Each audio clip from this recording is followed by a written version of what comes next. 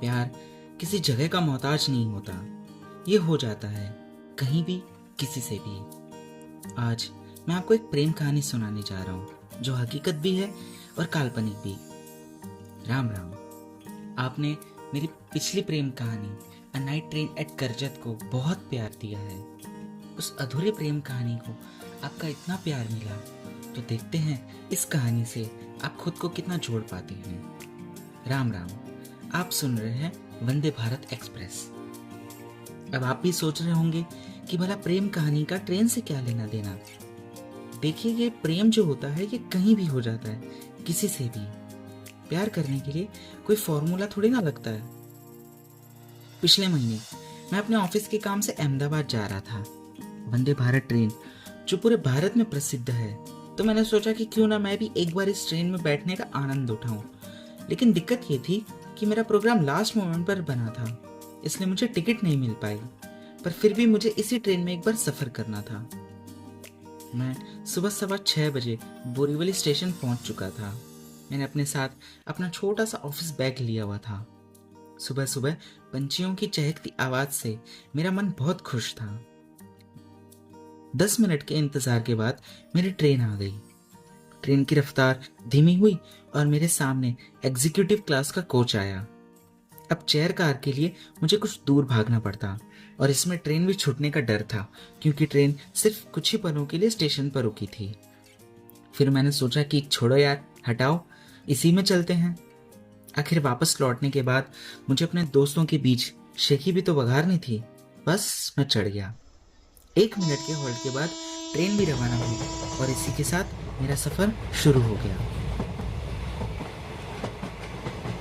Train के अंदर मेरी आंखें कोई खाली सीट ढूंढ रही थी। मैंने देखा कि सबसे पहली सीट पर एक लड़की बैठी हुई थी जो फोन पर किसी से गुस्से में बात कर रही थी। उसके सामने वाली सीट पर उसने अपना बैग रखा था। मैं आगे बढ़ गया। चलते चलते यहाँ वहाँ देख ही रहा था कि मेरे सामने टीसी भैया आ गए। ग्रे कलर का कोट पैंट, वाइट शर्ट जिस पर लाल रंग की टाई थी और हाथ में एक बड़ा सा आईपैड था। उसे देखते ही मेरे दिमाग में 2 ख्याल आ रहे थे। पहला तो ये कि कोट पैंट वाले भैया जब मुझसे मेरा टिकट मांगेंगे तो क्या कहूँगा मैं, और दूसरा ये कि पहले के ज़माने में टीसी जो होते थे वो ब्लैक कलर का कोट, वाइट कलर का शर्ट पैंट और हाथ में पेपर लेकर घुमा करते थे। खैर, टीसी ने मुझसे मेरा टिकट मांगा और मैंने अपने जेब में उसे ढूंढने का नाटक किया ताकि थोड़ा सा टाइम पास हो सके। लेकिन किस्मत को शायद कुछ और ही मंजूर था। मैं टीसी से कुछ कहने ही जा रहा था कि पीछे से एक लड़की की आवाज़ मेरे कानों से टकराई।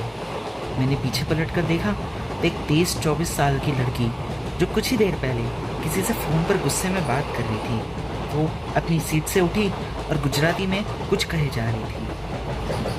अरे क्या छो तमे? હું તમને ક્યારથી શોધું છું। इसका मतलब है कि कहाँ हो तुम, मैं तुम्हें कब से ढूंढ रही हूँ। मैंने अपने आसपास देखा। मेरे और टीसी के अलावा वहाँ सब बैठे हुए थे। फिर मैंने उससे इशारे में पूछा कि क्या आपने मुझसे कुछ कहा है। उस लड़की ने अपनी आंख मारी और मैं उसका इशारा समझ गया। जो तुम्हारी टिकट। उस लड़की के हाथ में टिकट थी और उसने वो टिकट टीसी को थमा दी। टीसी ने और मैंने उस टिकट को ध्यान से देखा तो वो 2 लोगों की टिकट थी, एक लड़का और एक लड़की। लड़की का नाम पायल था और लड़के का नाम शायद मिट गया था। टीसी ने अपने आईपैड में उस टिकट नंबर को चेक किया और कोइंसिडेंटली उसके आईपैड में भी लड़के के नाम की जगह कुछ भी नहीं था, सिर्फ ब्लैंक था। उसने मुझसे मेरा आई कार्ड मांगा। मैं साइड में खड़ी उस लड़की को देखा और मन ही मन सोचने लगा कि हे राम, कहाँ फंसा दिया यार। मैंने अपने वॉलेट से अपना पैन कार्ड टीसी को दिखाया। मेरा कार्ड देखकर टीसी एक पल के लिए मुस्कुराया। उसकी स्माइल मेरी धड़कनें बढ़ा रही थी। आज तो गए बेटा, बुरे फंसे। लेकिन टीसी ने मुझे मेरा कार्ड वापस दिया और फिर आगे बढ़ गया। मैं बस उस लड़की को देखता रह गया। उसने मुझे अपने साथ आने को कहा और फिर हम दोनों सीट पर बैठ गए। मेरी धड़कनें अब भी ट्रेन के इंजन से भी तेज़ धड़क रही थी। मैंने अपने बैग से पानी की बोतल निकालकर 2 घुट पिया और फिर जाके मेरा मन शांत हुआ। मैंने अपने आप को कंफर्टेबल किया और फिर उससे पूछा, क्या मैं जान सकता हूँ कि आपने मुझे बचाया क्यों? चिल यार, सब सॉर्ट हो गया है ना, बस फिर रिलैक्स। इसके बाद मैंने उससे कुछ नहीं पूछा। उसकी बातों से लग रहा था कि वो काफ़ी खुले विचारों वाली लड़की है। सुबह जल्दी उठने की वजह से मुझे हल्की हल्की नींद आ रही थी। मैंने अपनी आंखें बंद कर ली और अपना सर सीट से लगा लिया। करीब आधे घंटे के बाद मेरी नींद खुली। पर्दा हटाकर खिड़की से बाहर देखा तो पालघर स्टेशन से ट्रेन गुजर रही थी। मेरे सामने वाली सीट जिस पर जो लड़की बैठी थी वो खाली थी। मैंने आसपास देखा तो उसका बैग भी नहीं था। पता नहीं क्यों उसे वहाँ न देखकर मुझे अच्छा नहीं लग रहा था। ये पहली दफ़ा था कि किसी अनजान के लिए मेरा मन बेचैन था। मैं अपनी सीट से उठा और वॉशरूम की तरफ चला गया। वहाँ देखा कि वो लड़की गेट पर किसी से फ़ोन पर चिल्लाकर बात कर रही थी। मेरे आने की शायद उसे आहट हुई होगी, इसलिए उसने पीछे पलट कर देखा। मेरे पैर अपने आप ही वॉशरूम की तरफ बढ़ गए। वॉशरूम से आने के बाद मैं अपनी सीट पर आकर बैठ गया। सामने मेरे वही लड़की बैठी हुई थी। उसकी आंखें खिड़की से बाहर की दुनिया को देख रही थी और मैं उसे। सच कहूँ तो अब जाके मेरी आंखें उसके चेहरे को तराश रही थी।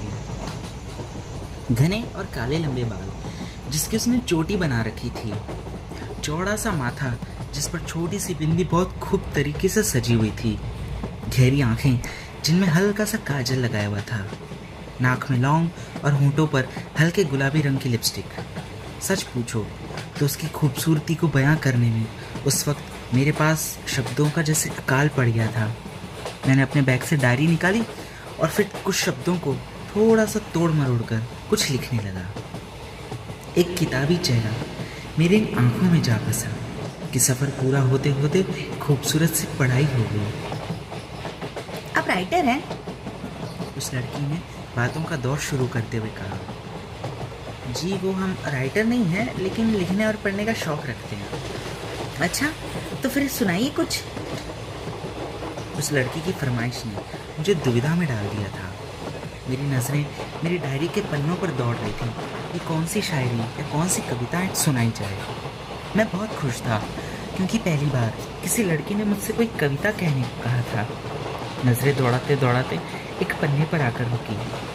कविता का नाम था तुमसे इश्क हो गया, जिसे मैंने 3 साल पहले जुलाई 2021 में लिखा था। अचानक से बाहर तेज बारिश शुरू हो गई और मैंने भी अपनी कविता शुरू की।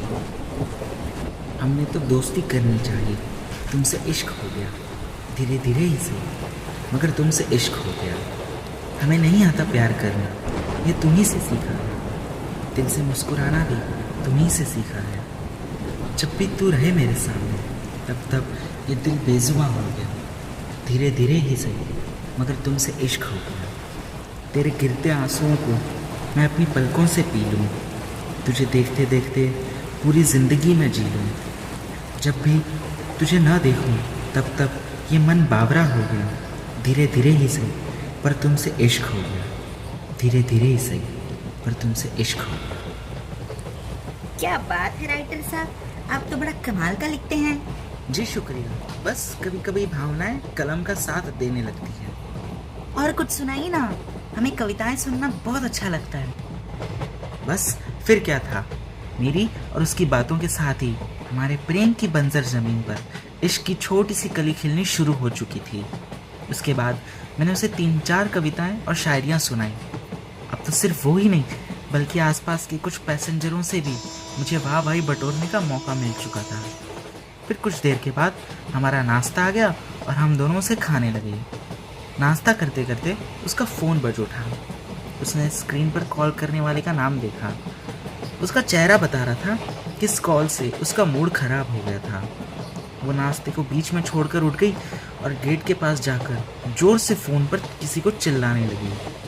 उसके वापस आने तक मेरा नाश्ता हो चुका था। उस कॉल से उसका मूड ख़राब हो गया था, इसलिए उसने अपना नाश्ता भी पूरा नहीं किया। कुछ वक्त पहले जिसका चेहरा सूरजमुखी के फूल की तरह खिला हुआ था वो अब मुरझा चुका था। मन तो बहुत था मेरा कि उससे इसका कारण पूछूं, मगर दिल में छुपे डर ने मेरे मन को बेड़ियों में जकड़ लिया। बातों ही बातों में मैंने उससे पूछा, आपने मुझे अपनी सीट ऑफर की है और जिसकी वो सीट थी वो कहाँ है? वो सीट ना मेरे एक्स BF की थी। ब्रेकअप से पहले हम दोनों ने एक प्लान बनाया था कि स्टैचू ऑफ यूनिटी जाएंगे, लेकिन उसके लेकिन में काफ़ी दर्द उभर आया था। मैंने आगे कुछ नहीं कहा और बस खिड़की से बाहर देखने लगा। उसके बाद पूरे रास्ते हमारी बात नहीं हुई और देखते ही देखते अहमदाबाद भी आ गया। मैं गेट पर प्लेटफॉर्म के आने का वेट कर रहा था कि तभी पीछे से उस लड़की ने मुझे आवाज़ देते हुए कहा, एक्सक्यूज मी, आपका एक कार वहाँ नीचे गिर गया है।